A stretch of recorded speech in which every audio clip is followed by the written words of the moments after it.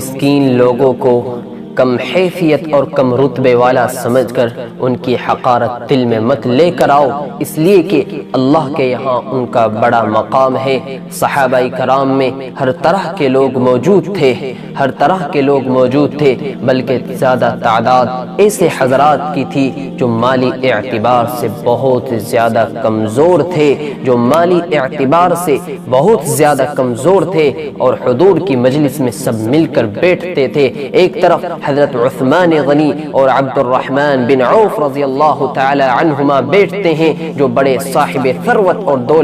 دولت مند ہیں، ایک طرف بلال حبشی، صہیب رومی اور سلمان فارسی رضی اللہ عنہم اجمعین بیٹھے ہیں جو کبھی دو تین دن کے فاقے سے ہوتے تھے لیکن کبھی کسی کو حقیر نہیں سمجھتے تھے۔ اب میں آپ کو بتاتا ہوں کہ میرے نبی غریب لوگوں سے محبت کیسے کرتے تھے، میرے نبی فقراء اور مساکین کے ساتھ کیسے پیش آتے تھے۔ اللہ کے نبی کے پاس کبھی کبھی دیہات سے ایک صاحب تشریف لایا کرتے تھے اور ان کا نام تھا ظاہر۔ وہ بالکل سیاہ فام آدمی اور روپیے پیسے کے اعتبار سے کم حیثیت تھے، لوگوں کے دلوں میں ان کی کوئی وقعت، کوئی ویلیو نہیں تھی، لیکن اللہ کے نبی ان سے بڑی محبت فرماتے تھے۔ ایک مرتبہ اللہ کے نبی کا گزر، جناب کریم صلی اللہ علیہ وسلم کا گزر بازار سے ہوا تو دیکھا کہ بازار میں ظاہر کھڑے ہوئے ہیں۔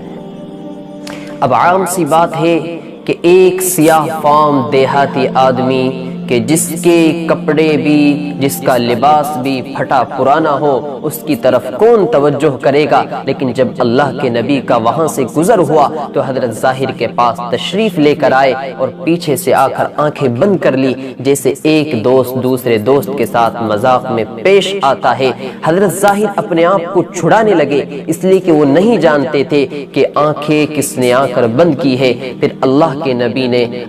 نبی نے اس طرح آواز لگائی جیسے کوئی بیچنے والا آواز لگاتا ہے۔ آپ نے فرمایا من یشتری العبد، غلام کون خریدے گا؟ اب تک حضرت ظاہر یہ نہیں جانتے تھے کہ آنکھیں کس نے بند کی، اس لیے اپنے آپ کو چھڑانے کی کوشش کر رہے تھے، لیکن جب یہ الفاظ سنے تو فوراً پہچان گئے کہ یہ تو رحمت للعالمین کی آواز ہے۔ اب تک تو حضرت ظاہر اپنے آپ کو چھڑانے کی کوشش کر رہے تھے، لیکن جب میرے نبی کے یہ خوبصورت الفاظ حضرت ظاہر کے کانوں میں پہنچتے ہیں تو اپنی کمر کو اللہ کے نبی کے جسم مبارک سے اور زیادہ متصل کرنے لگے، اور بے ساختہ ان کی زبان پر یہ جملہ آ گیا، یا رسول اللہ، اگر آپ مجھے غلام بنا کر بیچیں گے تو میری بہت کم قیمت لگے گی، اس لیے کہ لوگوں میں میری بہت کم حیثیت ہے، میں قربان جاؤں اس نبی رحمت، اس کامل اکمل نبی